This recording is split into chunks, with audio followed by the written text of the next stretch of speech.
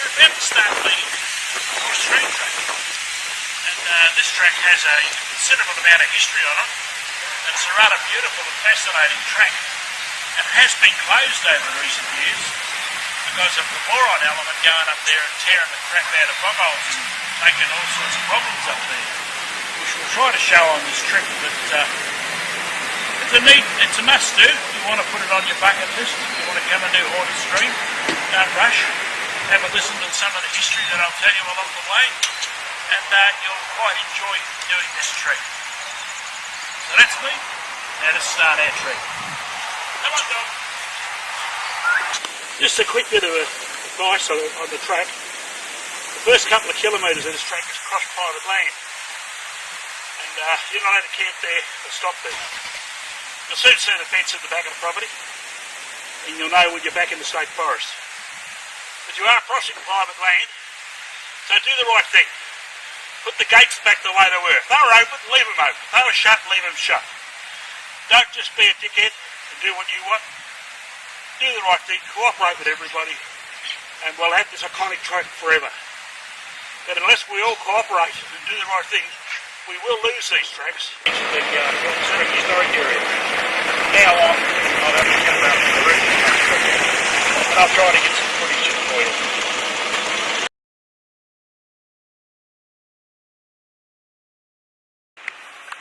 On the way in on Haunted Stream, this is some of the amazing scenery you get to see over. And I've done this track many times before, and I still love to look at the scenery. Just beautiful country in here, absolutely beautiful country. Isn't that amazing?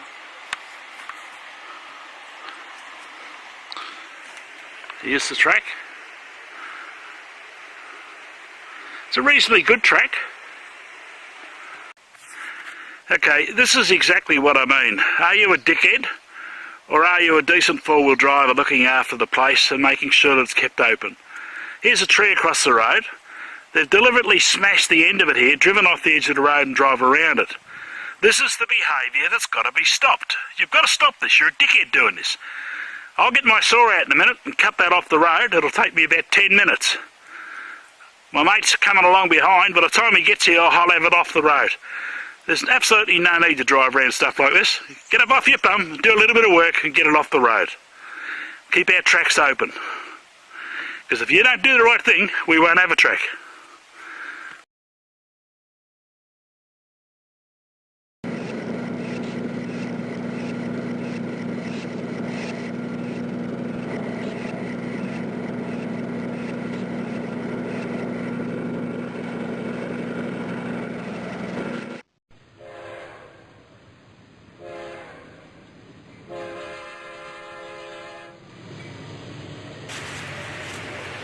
Okay guys, I'm sitting on the general store that John Cohen owned, and this is the site that his store was built at, where Ballarat Harry is alleged to have come up and murdered him one night. He blew some dynamite up under his bed, blew him through the roof of the building, and he landed some 40 feet down the road down here, and his brother had a butcher shop about 100 feet away or so, timber building, another timber building, and he found his body on the ground. Now, as the story goes, the police were brought up here, the senior sergeant, and he was brought up here and he inspected the site, etc., etc., and he deemed it murder because he found some wick that was being burnt, you know, the dynamite wick that had been burnt.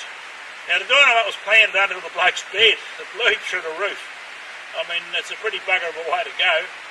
And as you'll see later in the video, you'll see his grave.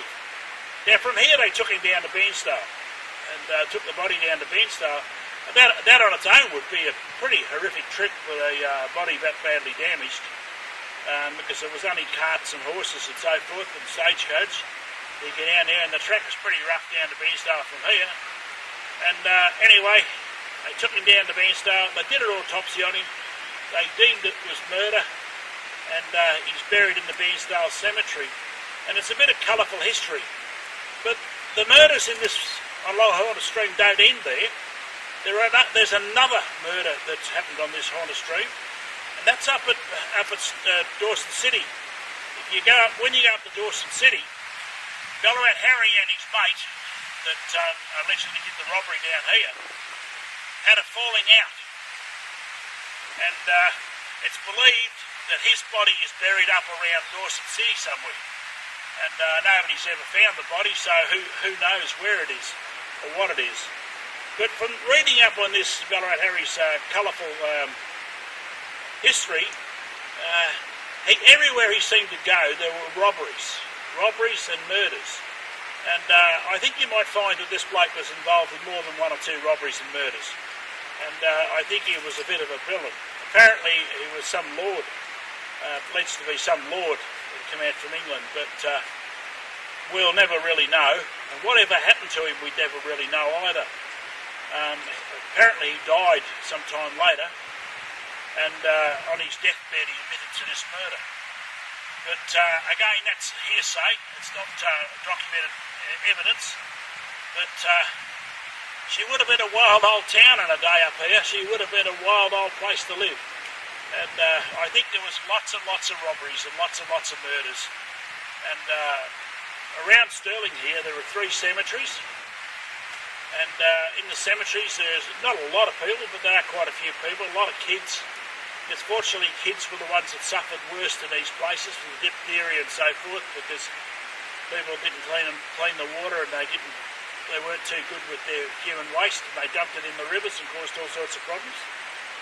But a very colourful history place, and I'll try to walk around the next day or two and see if I can find the grave sites and film them, but don't put money on it. I know roughly where they are on the map, but I don't know where they are on the ground. And finding them on the ground is not always easy when the scrub's this thick. That's it from Jim at the moment. I hope you're enjoying the trip so far. And I've started the trip at the Alpine Road, and I'm heading west on the road, west. And the story itself travels from east to west. And the first murder was down here, the second one was up the top there. So I hope you enjoy the history of this stream. I hope you enjoy the place. And please do the right thing. Stay out of the bog holes. Clear trees and rocks off the road. Only takes 5 minutes. You don't have to be stupid to get out and do it. But you are stupid by not doing it. You're causing a lot of problems. And we will lose access to these places. That's me. That's Jim. And as you can see, little Tina's had it too. She wants to get moving.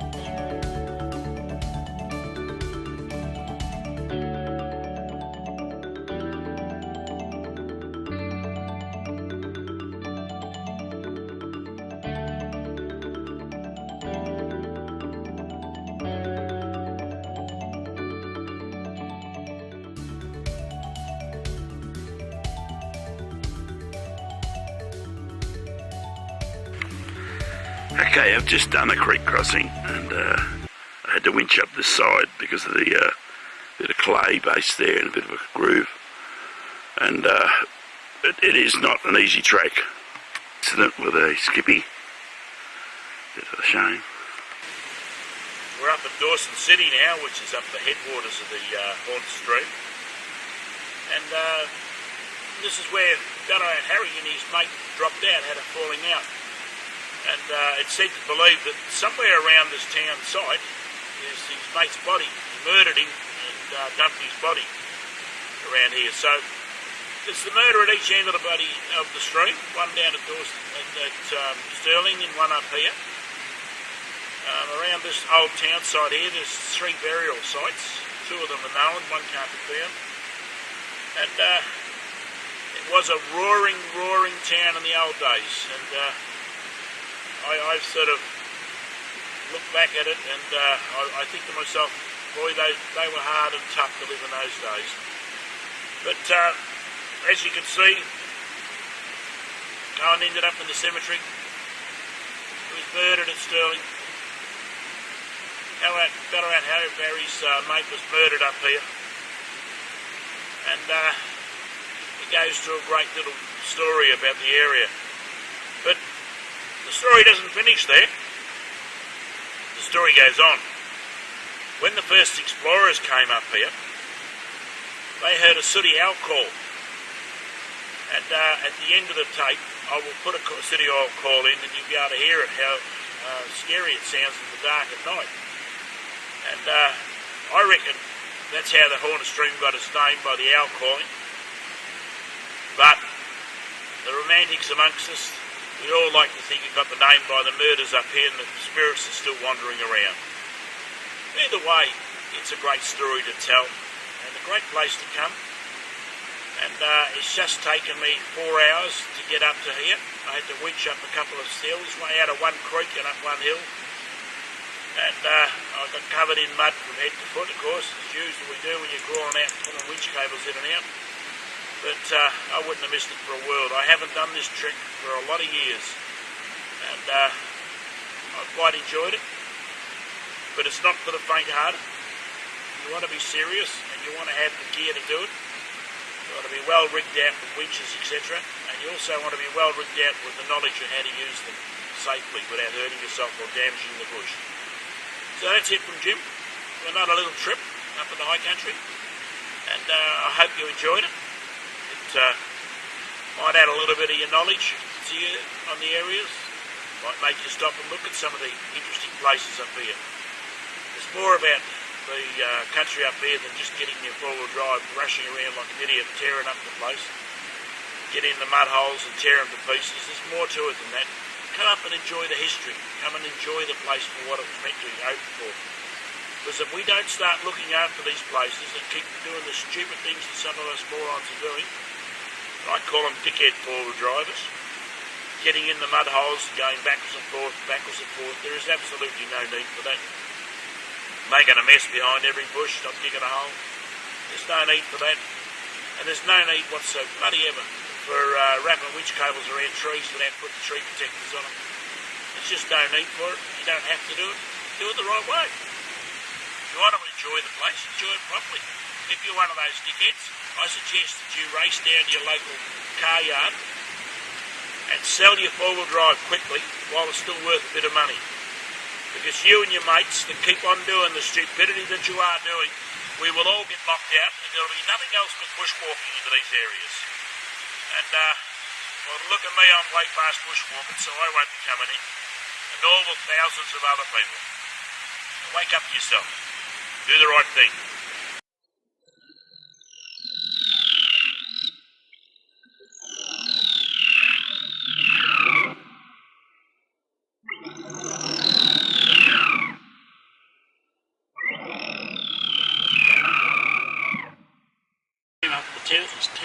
Township of Stirling ended. This is the grave of John Coleman. He died August the 6th, 1892, aged 34 years of age.